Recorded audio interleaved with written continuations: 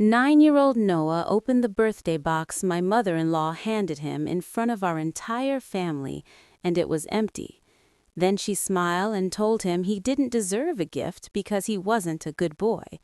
My son looked up and asked quietly if behaving better would make his grandmother like him. That was the moment everything changed, because seconds later, Daniel's grandmother stood up, called out the humiliation in front of everyone, and revealed she had already rewritten her will. My name is Elara Whitcomb, and that afternoon my mother-in-law tried to teach my son a lesson about respect, but she had no idea she was about to lose everything. Chapter 1. The Empty Gift. The afternoon of Noah's 9th birthday felt like one of those small, perfect moments you hope your child will remember years later. The sky over Clintonville was bright but soft, the kind of early September light that makes everything look warmer than it really is.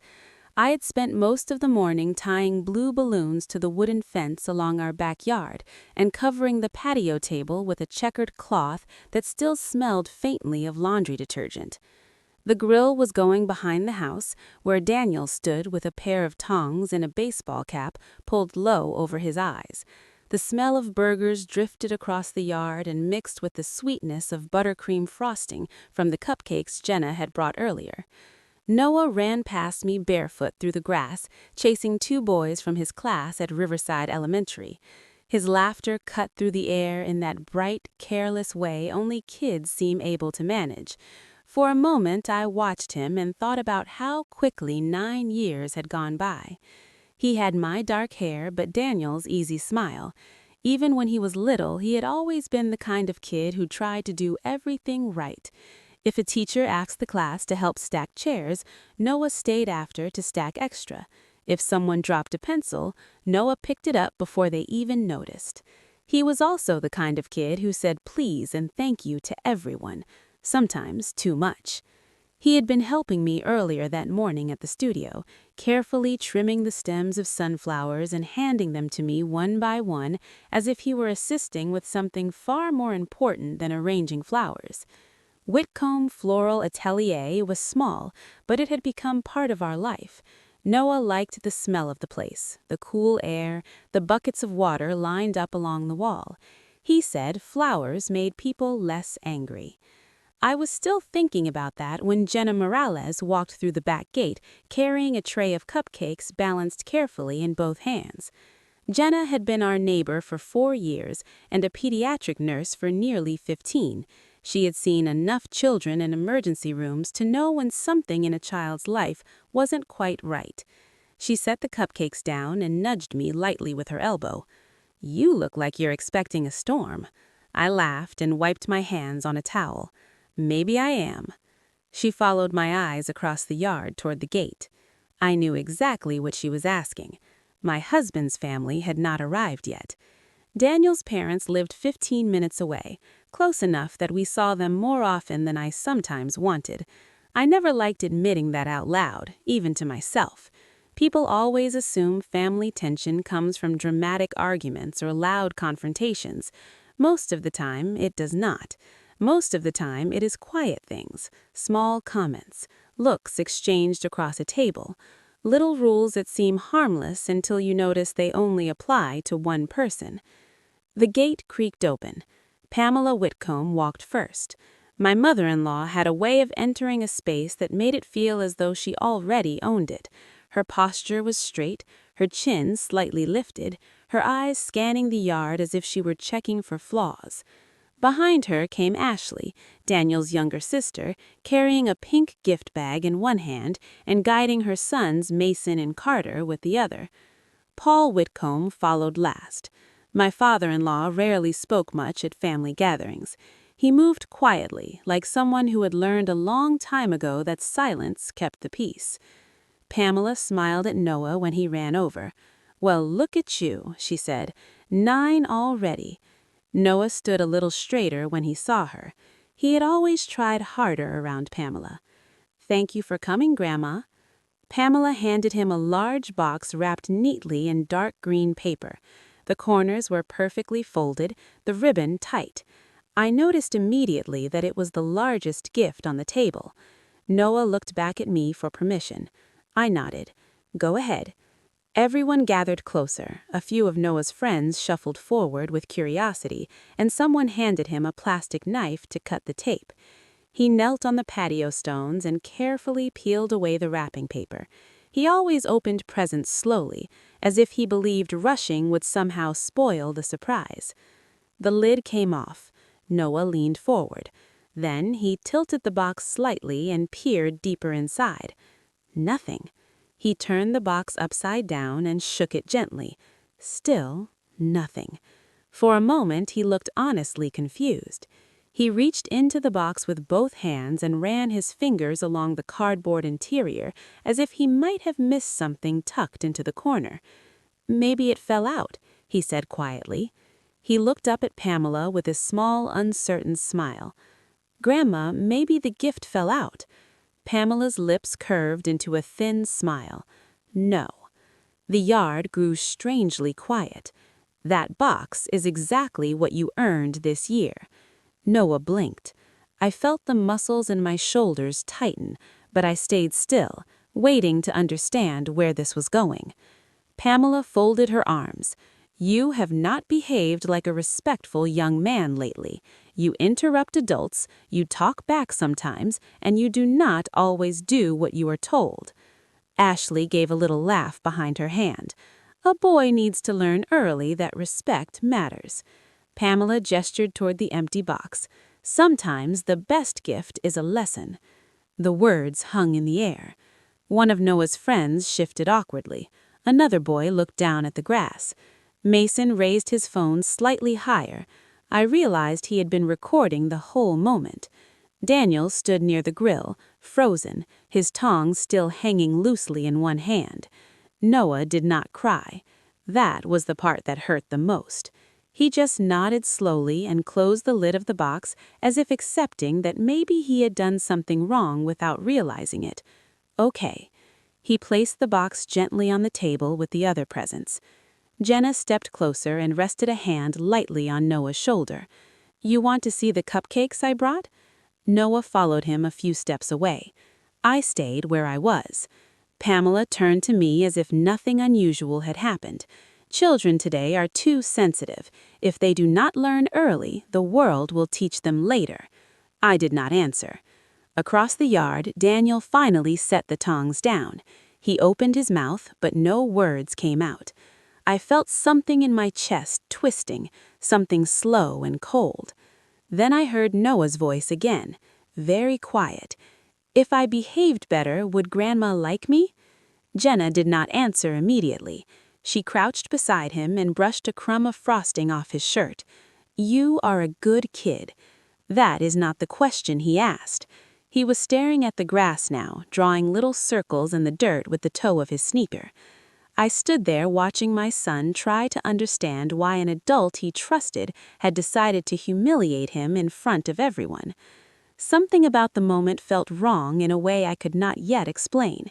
Not just cruel, calculated, like this was not the first step in something.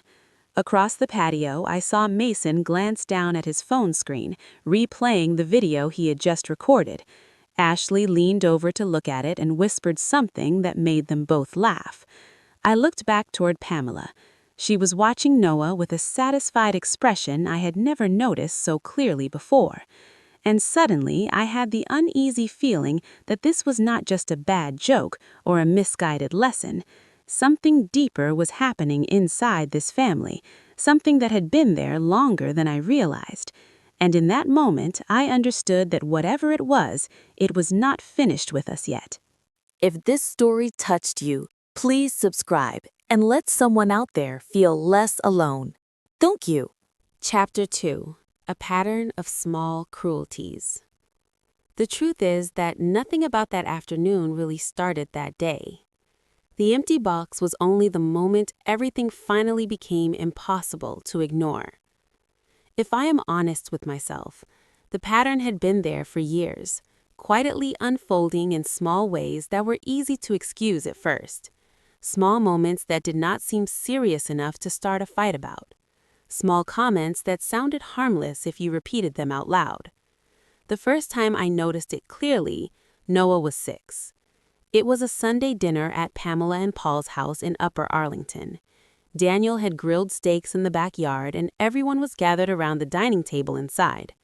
Mason and Carter were already running circles through the living room, shouting and chasing each other between the sofa and the coffee table. Noah had been sitting beside me, swinging his feet under the chair while he waited for the adults to finish talking. When dinner ended, Pamela stood and began stacking plates. "Noah, would you clear the table?" Her voice was calm but firm. Noah looked up immediately. "Yes, ma'am." He started picking up plates carefully, carrying them toward the kitchen one at a time. He was always cautious with other people's things, especially in Pamela's house. On the third trip, he lost his grip on a glass. It slipped from his hand and shattered across the tile floor. The room went silent. Noah froze where he stood. Pamela turned slowly. Her eyes moved from the broken glass to Noah's face. "A young man needs discipline," she said. The words were sharp but controlled, like a teacher correcting a student.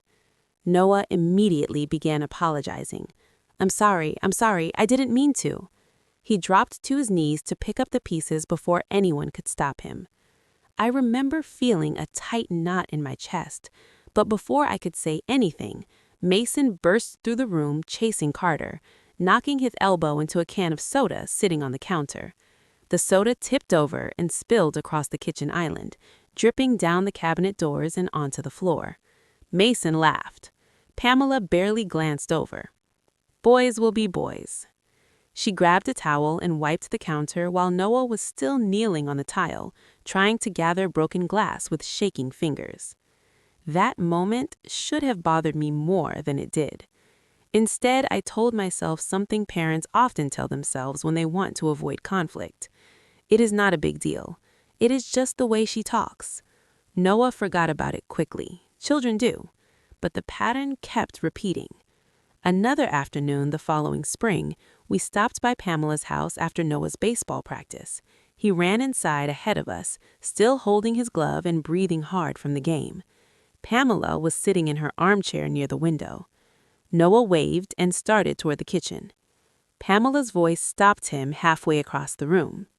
"Excuse me?" He turned back. "You forgot something." Noah looked confused. Pamela folded her hands neatly in her lap. "What do we say when we enter someone's home?" Noah's shoulders stiffened slightly. "Good afternoon." He said it quickly, trying to fix the mistake. Pamela shook her head. "Too late. You already walked past me without greeting me properly. You should apologize." Noah glanced at Daniel, unsure. Daniel gave him a small nod. "I'm sorry, Grandma." Pamela accepted the apology with a small, satisfied smile. Later that night, Noah asked me in the car if saying hello the wrong way counted as being disrespectful. I remember telling him no, that sometimes adults just had different expectations. I wish now that I had said something stronger. By the time Noah turned 7, I had started noticing another pattern that had nothing to do with manners: money. It began quietly in 2020. Daniel mentioned one evening that he had sent a few $100s to his parents to help with a repair on their car. At the time, it did not seem unusual. Lots of families help each other out. But the repairs kept appearing. A broken water heater, a medical bill Paul did not expect, a tax payment Pamela said they had miscalculated. Every month, Daniel transferred around $400 to them. At first, I assumed it was temporary. But one evening, while I was balancing the books for the flower studio, I noticed the payments going back nearly 2 years. I turned the laptop toward Daniel. "How long has this been happening?" He looked embarrassed. "A while." "Why didn't you tell me?" "I did not think it was a big deal. They needed help." I leaned back in my chair. "Daniel, we are saving for Noah's future. College is not getting cheaper." He rubbed the back of his neck. "I know, but Mom says family takes care of family." The way he said it sounded less like a belief and more like something he had been taught to repeat. I asked him whether the situation was temporary. He hesitated. That was the first moment I realized the money was not really about emergencies. It was about expectation. Pamela rarely asked directly. She simply mentioned a problem and waited for Daniel to solve it. When I suggested setting a limit, Daniel agreed, but the transfers continued. Every time we discussed it, the conversation ended the same way. Mom had a rough life raising us. She deserves some help now. I let the subject drop more times than I want to admit. It felt easier to tolerate the small financial strain than to create a conflict that might split the family apart. But the control did not stop with money. It showed up in the way Pamela spoke to Noah, in the little corrections and lessons she insisted on delivering. By the time Noah was 8, he had started asking me questions that children should not need to ask. Is it rude to ask for seconds? Is it bad to talk when adults are talking, even if they ask you a question? Is Grandma mad at me today? I told myself that Pamela was simply strict, that some grandparents believed discipline built character. But then something happened a few months before Noah's 9th birthday that stayed with me. It was late spring, and we were at Pamela's house again for dinner. After the meal, Noah and the other boys went outside to play basketball in the driveway. Daniel and Paul followed them out to watch the game. I stayed inside, helping clear the kitchen with Pamela. Vivian Whitcomb sat at the small breakfast table near the window. She rarely joined the louder conversations anymore, but she watched everything. While Pamela was rinsing dishes, Vivian spoke quietly. Does Pamela treat Noah like this often? The question caught me off guard. I looked toward the sink where Pamela stood with her back turned. I forced a small smile. Oh, you know how she is. Vivian did not return the smile. She studied me for a moment longer than felt comfortable. Then she nodded slowly and went back to her tea. At the time, I told myself I was overthinking it, but that conversation stayed with me because it meant someone else had seen the same pattern. The final moment came later that summer during another family dinner. Noah had been unusually quiet that night. Mason and Carter were arguing loudly about a video game while the adults talked across the table. Noah accidentally interrupted Pamela when she was telling a story. He asked Daniel a question about school starting in September. Pamela stopped speaking mid-sentence. She turned to Noah. Children should learn that love must be earned. Her voice was calm. You do not interrupt people who are speaking. You show respect first. Then people show kindness back. Noah lowered his eyes and whispered, sorry. The conversation moved on, but something about that sentence stayed with me.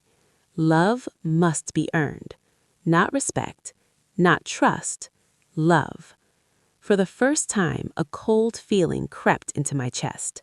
I realized that Pamela was not simply correcting behavior. She was teaching a belief, and the person she was teaching it to was my son. I sat there that night watching Noah push peas around his plate, trying to be extra quiet, extra careful, trying to be good enough. That was the moment I began to understand that the problem in our family was not discipline. It was something much older, something that had been shaping Daniel for years before I ever met him. And I had the uneasy sense that whatever that pattern was, it had already started reaching the next generation. If this story touched you, please subscribe and let someone out there feel less alone. Thank you. Chapter 3. The Woman Who Finally Spoke. The silence after Pamela spoke felt heavier than any argument I had ever witnessed in that backyard. No one moved. The balloons tied to the fence shifted slightly in the breeze and tapped softly against the wood, the only sound breaking the stillness. Noah stood beside the table with the empty box resting in front of him, his hands folded together as if he were waiting for instructions he had somehow missed. I remember looking at Daniel across the yard. He looked stunned, the same way someone looks when a conversation suddenly turns into something else entirely, and they cannot quite catch up to it. Pamela stood there calmly, her arms crossed, watching Noah as if she had just completed an important lesson. Ashley leaned against the patio railing, glancing down at Mason's phone screen where the video was still playing, and then another voice cut through the quiet. It was older, softer, but there was something in it that made everyone turn at once. Vivian Whitcomb had been sitting near the far end of the patio the entire time. I had almost forgotten she was there. At 84, she moved slowly, but when she stood up that afternoon, there was nothing uncertain about her. She walked toward Noah first. Her steps were steady, deliberate. When she reached him, she placed one thin hand gently on his shoulder. Noah looked up at her. She squeezed his shoulder once and then turned toward Pamela. Her eyes did not leave Pamela's face. "Did you just tell this child he was not good enough to deserve a gift?" Pamela's expression tightened slightly. "Vivian, you are misunderstanding." Vivian did not raise her voice. She simply repeated the question. "Did you just tell him that?" Pamela straightened. "He needs to learn respect. Children today are far too comfortable speaking to adults however they want." Vivian nodded slowly, as if she were absorbing every word. "So the empty box was meant to teach him something." Pamela looked around at the guests. "Yes, sometimes children need to learn consequences." I felt Noah's shoulder shift under Vivian's hand. He was standing very still, staring at the ground again. Vivian's fingers tightened slightly. She spoke quietly. "Look at him, Pamela." Pamela did not. She kept her chin lifted, still addressing the yard like a teacher lecturing a classroom. Vivian waited a moment longer. Then she sighed. "I have watched you speak to that boy like this for years." Pamela rolled her eyes slightly. "Oh, please. You are overreacting. He interrupted me earlier. He has done it before. Discipline is not cruelty." Vivian turned her head toward me for a brief moment. Her gaze lingered there long enough for me to realize something unsettling. She had seen more than I thought. Then she looked back at Pamela. "Today was the first time you did it in front of the entire family." The yard had gone completely still again. Even the children had stopped running. Daniel finally stepped forward a little. "Mom, maybe this is not the time." Pamela cut him off. "It is exactly the time. If no one teaches him manners, he will grow up thinking the world revolves around him." Noah shifted slightly beside Vivian. He looked like he wanted to disappear. Vivian removed her hand from his shoulder and took a step back. For a moment, I thought the conversation might end there, but instead, she turned toward the house. "Give me a moment." She walked slowly through the back door. No one followed. Ashley leaned toward Pamela. "What is she doing?" Pamela shook her head dismissively, probably looking for something to prove a point. Daniel rubbed his forehead. "This is getting ridiculous." But no one left. Something about the way Vivian had spoken made everyone stay exactly where they were. A minute later, she returned. She was carrying a thin folder, the kind lawyers use for documents. She walked back across the patio and stopped in front of Pamela again. "I went to see Avery Caldwell earlier this year." Pamela frowned. "Who?" "Avery Caldwell, a state attorney in downtown Columbus." Pamela's eyes narrowed slightly. "Why would you need a lawyer?" Vivian held the folder calmly in both hands. "Because I needed to update my will." The words dropped into the silence like stones. Ashley looked up sharply. Pamela let out a short laugh. "Vivian, this is not the place for that conversation." Vivian opened the folder. "Actually, this is exactly the place."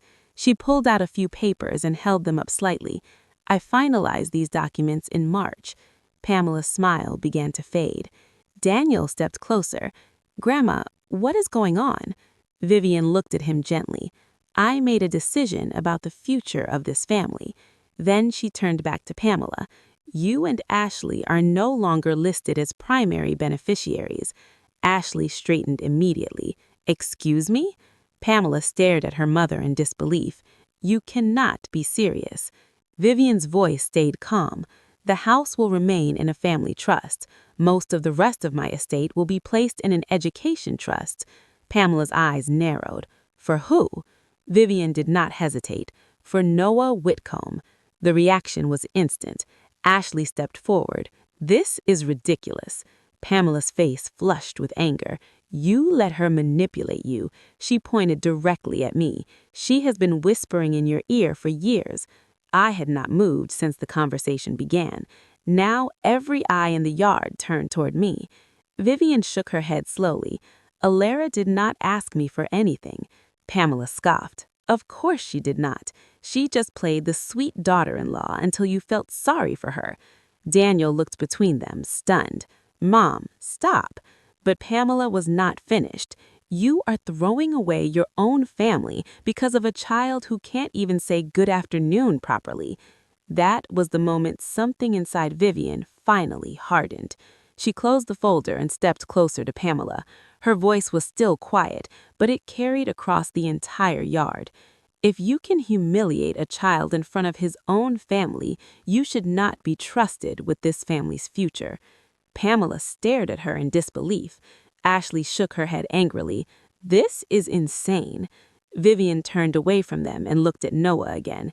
He was still standing near the table, holding the edge of the empty box. His eyes were wide, confused, unsure what any of this meant.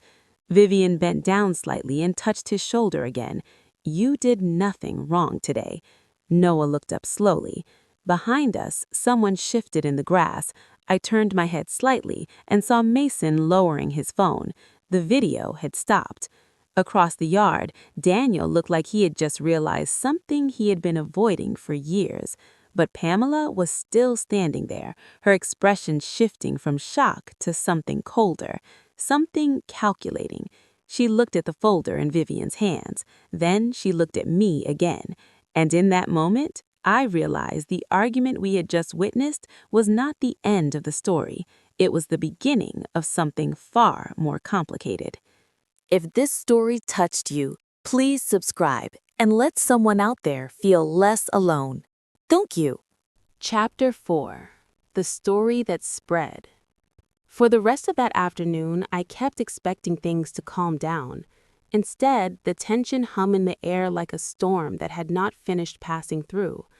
People began leaving earlier than planned. Some guests hugged Noah on their way out and told him happy birthday in voices that sounded softer than before.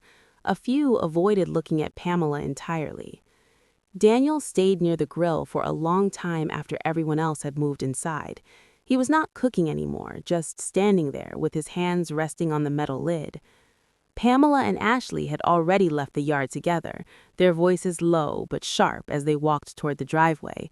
Paul followed them without saying anything. Vivian stayed a little longer. She sat at the patio table with a cup of lemonade and spoke quietly with Daniel for a few minutes. I could not hear everything they said, but I saw Daniel nod once, slowly, like someone finally accepting something he had resisted for years.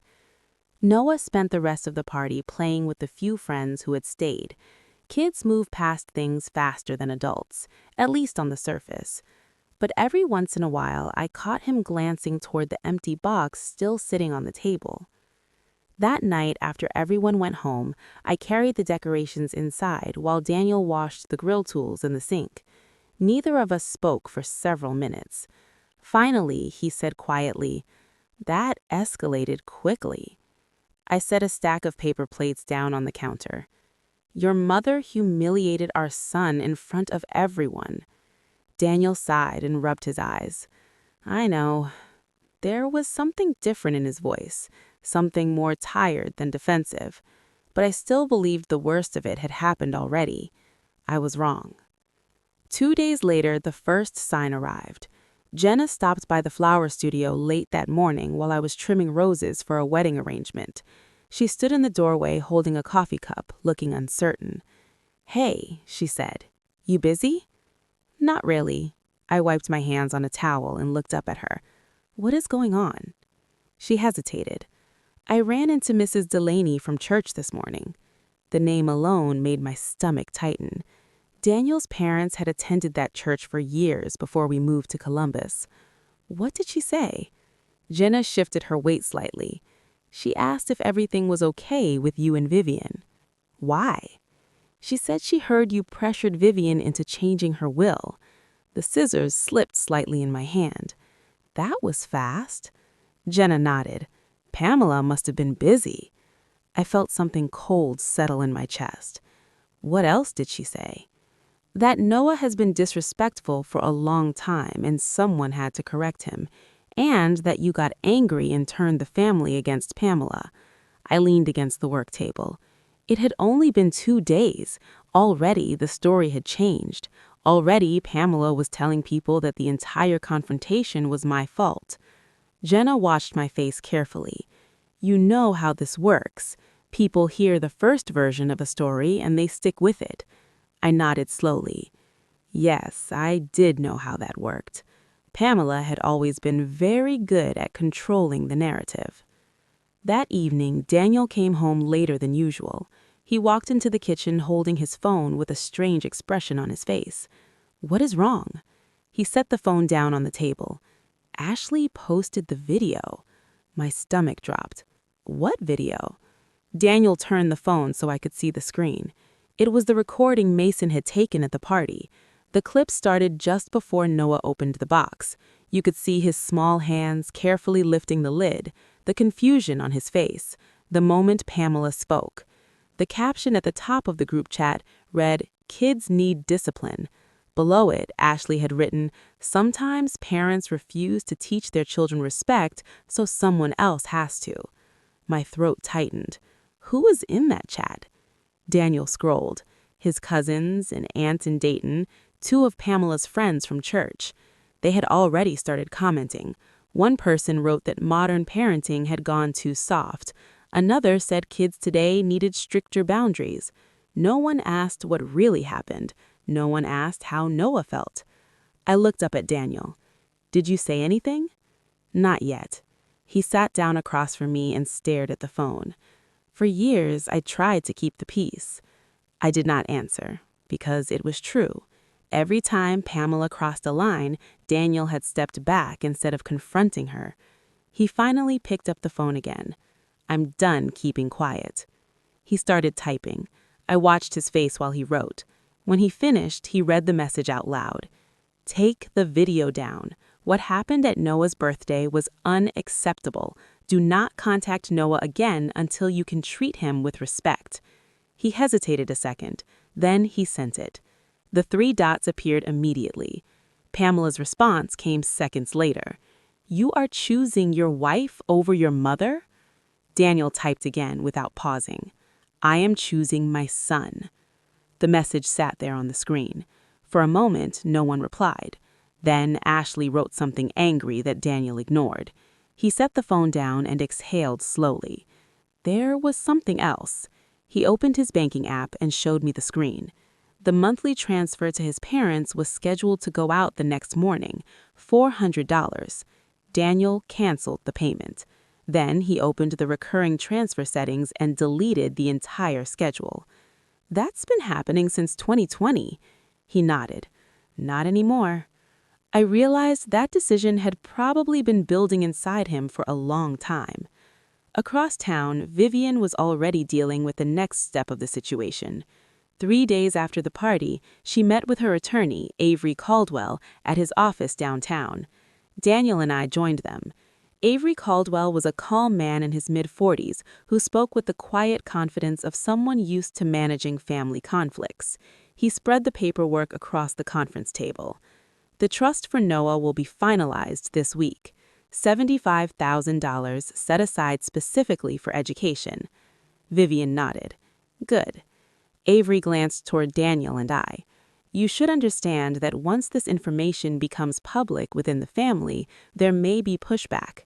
What kind of pushback? He folded his hands together. Your mother could attempt to challenge the will later by arguing undue influence. Daniel frowned. Meaning? Meaning she could claim Vivian was manipulated into making the change. Vivian gave a small snort of disbelief. I'm 84, not confused.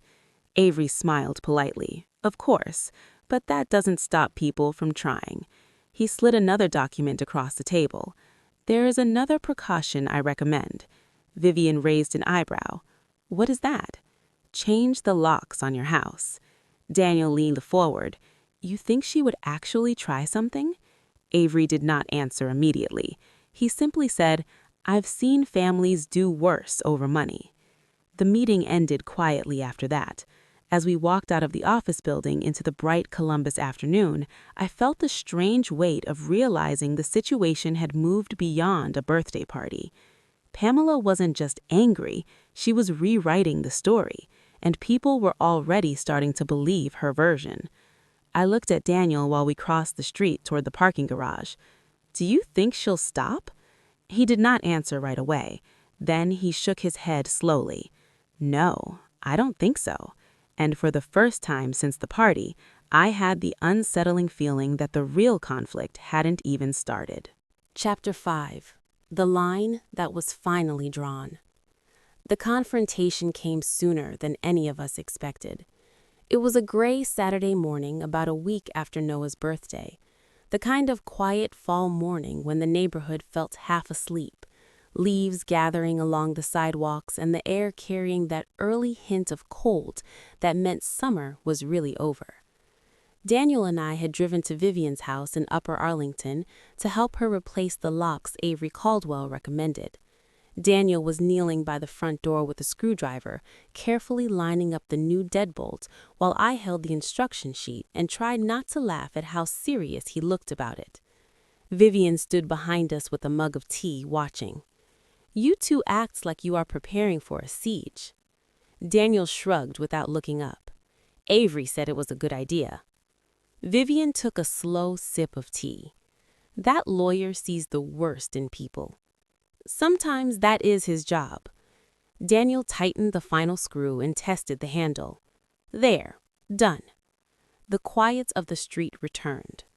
For a moment, everything felt normal again. Then a car door slammed somewhere down the block. I turned instinctively toward the sound. A familiar dark SUV had just pulled up along the curb. My stomach sank. Pamela stepped out first. Ashley followed immediately behind her, holding a large manila envelope in one hand. Daniel saw them at the same moment. His shoulders stiffened. Well, that did not take long. Vivian did not move. She set her tea down carefully on the hallway table as Pamela and Ashley walked straight up the front path. Pamela did not bother knocking. She pushed the door open before Daniel could even step aside. Her eyes moved quickly around the entryway before settling on Vivian. We need to talk. Ashley stepped in behind her, closing the door with a sharp click. Vivian remained calm. Good morning to you too. Pamela ignored the greeting. She held out the envelope. You need to sign this. Ashley pulled a stack of papers from inside and placed them on the small table near the door. Daniel glanced down at them. What is this? Ashley answered before Pamela could. An addendum to the will. The old one? The correct one. Pamela crossed her arms. You made a mistake the other day. Vivian raised an eyebrow slightly. Did I? Pamela gestured toward the papers. Sign those and everything goes back to the way it should be. The room felt suddenly smaller. Vivian did not move. She simply looked down at the documents and then back up at Pamela. No. The word landed quietly but firmly. Pamela's jaw tightened. You do not understand what you are doing.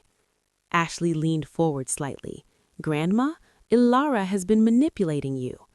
Daniel stepped between them instinctively. That is enough. Ashley ignored him. She is turning you against your own family. Vivian's voice stayed calm. No one has turned me against anyone. I have been watching this family for 84 years. Pamela shook her head in disbelief. You are letting that woman poison you. Her finger pointed directly at me. Daniel stepped forward another inch. Do not talk about my wife like that. Pamela's voice rose slightly. She wants your money. That is what this is really about. Vivian picked up the stack of papers and flipped through them slowly. This is not even written by my attorney. Ashley spoke again. We had someone drafted. You just need to sign. Vivian set the papers back down. No. Pamela's patience finally snapped. You are confused. That is what this is. You are old and you are letting them tell you what to do. Vivian's eyes sharpened. I am old. I am not confused. Ashley glanced at Pamela, then back at Daniel. You're really going to let this happen? Daniel's voice was quiet but firm. It already happened. Pamela stepped closer to the table and pushed the papers toward Vivian again. Sign it. Vivian did not reach for the pen. Pamela took another step forward. When Vivian still did not respond, Pamela moved past Daniel and started toward the living room. Daniel's voice cut through the space. Stop. Pamela ignored him and reached for the hallway door. Daniel pulled his phone out immediately. I am calling the police. Pamela turned sharply. You would call the police on your own mother. Daniel did not hesitate. You are trespassing. Ashley let out a bitter laugh. This is our family home. Vivian spoke quietly from behind them. It is my home, and I would like you both to leave. Pamela refused to move. Daniel pressed the call button. We waited. The silence stretched out across the room. Pamela paced near the doorway, muttering under her breath. Ashley stood by the table with her arms folded. Vivian returned calmly to the living room chair as if she were waiting for a routine appointment. About 6 minutes later, a patrol car pulled up outside. Officer Dana Hughes stepped through the doorway with the steady professionalism of someone who had handled more family arguments than she could count. Good morning. Daniel spoke first. Officer, they were asked to leave and refused. Pamela immediately turned. This is ridiculous. Officer Hughes looked at each of us carefully. Ma'am, have you been asked to leave the property? Pamela lifted her chin. This is my family house. Vivian's voice came from the living room. It is my house, and I would like them removed. Officer Hughes nodded slowly. Ma'am, I need you and your daughter to step outside now. Pamela's face turned red. You cannot be serious. Ashley looked furious, but grabbed the envelope from the table. Come on, Mom. Pamela spun toward Daniel. You are an ungrateful son, after everything we sacrificed for you. Daniel's voice was calm in a way I had never heard before. You mean the years I paid your bills. Pamela froze. Daniel continued, $400 a month since 2020. You never asked how that affected us. You never asked what Noah needed. Pamela stared at him as if she didn't recognize him. Family helps family. Daniel shook his head slowly. Family does not humiliate a child for entertainment. The room went quiet again. Officer Hughes cleared her throat gently. Ma'am, I'm going to need you to step outside now. Pamela glared at everyone in the room one last time before turning and walking toward the door. Ashley followed her, clutching the envelope tightly. Paul had been standing outside near the car the entire time. He looked up as they approached, but did not say a word. Within seconds, the SUV pulled away from the curb. The silence that followed felt completely different. Not tense, just heavy. Daniel exhaled slowly and leaned back against the wall. Vivian watched him for a long moment. Then she spoke quietly. She used to do that to him, too. Daniel looked up. What? Vivian's gaze drifted toward the window. When he was about Noah's age, Pamela would tell him he had to earn affection, earn approval. Daniel was stunned to hear this. You never said anything. Vivian's voice softened. I should have. She looked at him carefully. I thought staying quiet would keep the peace, but silence has a way of teaching the wrong lesson. Daniel did not answer. Neither did I. Because in that moment, we all understood something painful. The pattern we had been fighting did not begin with Noah. It had been there for generations. Chapter 6. Peace, finally. Patterns like that do not disappear overnight, but once you see them clearly, it becomes impossible to pretend they are not there. The weeks after the confrontation at Vivian's house felt strangely quiet at first. Not peaceful exactly, but quieter than anything our family had experienced in a long time. Daniel blocked Pamela's number the same night we left Upper Arlington. He did it sitting at the kitchen table while Noah was upstairs finishing his homework. He stared at the phone screen for a long time before pressing the final button. I asked him if he was sure. He nodded. For the first time in years. That sentence stayed with me. It was not just about the phone call. It was about everything he had spent years avoiding. The next morning, Pamela tried calling from another number. Daniel saw the missed call and deleted it without listening to the voicemail. Ashley sent 2 long text messages accusing us of tearing the family apart. Daniel did not respond to those either. The silence that followed was almost unsettling. For years, Pamela's voice had been present in our lives in one way or another. Phone calls, messages, small corrections during family dinners, little reminders about how things should be done. Without that constant presence, the house felt different, lighter. A few days later, we met Avery Caldwell again at his office downtown. This time, the meeting was quick. Most of the paperwork for Noah's education trust had already been prepared, but Avery needed a few final signatures from Vivian. He slid the documents across the conference table. Everything is finalized now. The trust will remain protected and accessible for education expenses when Noah is older. Vivian signed the last page with steady hands. Good. Avery looked toward Daniel and me. And for the record, if anyone attempts to challenge these documents later, they will have a very difficult time doing so. Daniel asked if Pamela could still try. Avery gave a small shrug. Anyone can file a complaint, but the legal standard for proving undue influence is extremely high. From what I have seen, Vivian made this decision very clearly. Vivian smiled slightly. I am stubborn. That afternoon, as we walked out of the building into the Columbus sunlight, Daniel looked more relaxed than I had seen him in years.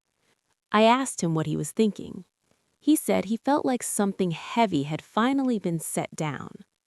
But the outside world took longer to settle. For the first couple of weeks, the gossip Pamela had started moved quietly through our extended family and parts of the church community she attended. Jenna heard things first. One morning, she stopped by the studio with a cup of coffee and sat on the stool near the work table while I arranged hydrangeas for a wedding order. People are talking less now, she said. What changed? Apparently, someone finally saw the whole video. My hands paused in the middle of cutting a stem. The whole video? Ashley had originally posted a short clip showing Noah opening the empty box, but Mason had recorded almost everything that afternoon. At some point, another relative in the group chat asked for the full recording. The longer version included Pamela explaining the lesson and Vivian confronting her in front of everyone. Once people saw the entire moment, the conversation shifted. Some of the same relatives who had criticized our parenting earlier suddenly stopped commenting. Ashley quietly deleted the video a few days later. Pamela stopped mentioning the story altogether. Daniel heard through one cousin that Pamela was angry the video had been shared outside the original chat, but she did not try contacting us again. Without the constant arguments and rumors, our days slowly returned to something that resembled normal life. Winter passed quietly. Noah focused on school and basketball practice. I spent long hours preparing arrangements for the spring wedding season at Whitcomb Floral Atelier. Every once in a while, Noah asked a question about his grandmother. Mostly simple things. Is Grandma still mad? Did I do something wrong? Daniel always answered the same way. You did nothing wrong. One evening, Noah sat at the kitchen counter while Daniel helped him with a math worksheet. Halfway through the assignment, Noah looked up and asked something that made both of us pause. Do you think Grandma will ever like me again? Daniel leaned back in his chair and thought about the question carefully before answering. What matters is that you know who already does. Noah considered that for a moment. Then he nodded and went back to the worksheet. Spring arrived earlier than usual that year. By April, the backyard had begun to wake up again. The grass turned bright green, the old maple tree along the fence started dropping little buds, and the garden beds near the back fence were finally warm enough for planting. One afternoon, I looked out the kitchen window and saw Noah kneeling in the garden with a small shovel. He had a packet of sunflower seeds. Those were always his favorite. I stepped outside and walked across the yard. "What are you planting?" "Sunflowers." He pushed a small mound of dirt over the first row of seeds. "Grandma Vivian said they grow tall even when the wind pushes them around." I smiled. She is right. Noah brushed dirt off his hands and looked up at me. "You know something?" "What?" "I don't think I want everyone to like me anymore." I crouched beside him. "Why not?" "Because if someone likes me only when I do everything perfectly, that doesn't feel very real." I felt something tighten in my chest again, but this time it wasn't pain. It was pride. That's a pretty wise thing to figure out at 9 years old. He shrugged and picked up the shovel again. "I just want to do what's right." We planted the rest of the sunflower seeds that afternoon. The soil was still cool under our hands, and the sun hung low over the fence as the shadows grew longer across the yard. Daniel came outside later and leaned against the back door watching us work. For the first time in a long time, the quiet around our house felt genuine. Not the tense silence we used to have after family arguments, but the kind of calm when people stop pretending everything is fine and finally draw a line. Pamela never apologized. Ashley never tried to repair the relationship.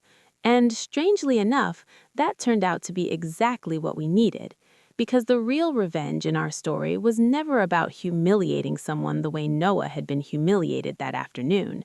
It was about ending a pattern that had quietly shaped our family for years, protecting the next generation from carrying it forward. Sometimes revenge looks loud and dramatic, but sometimes it looks like a quiet backyard, a child planting sunflowers, and parents who finally learned how to say enough. Now I'm curious about something. If someone humiliated your child in front of your entire family, the way Pamela did that day, what would you have done?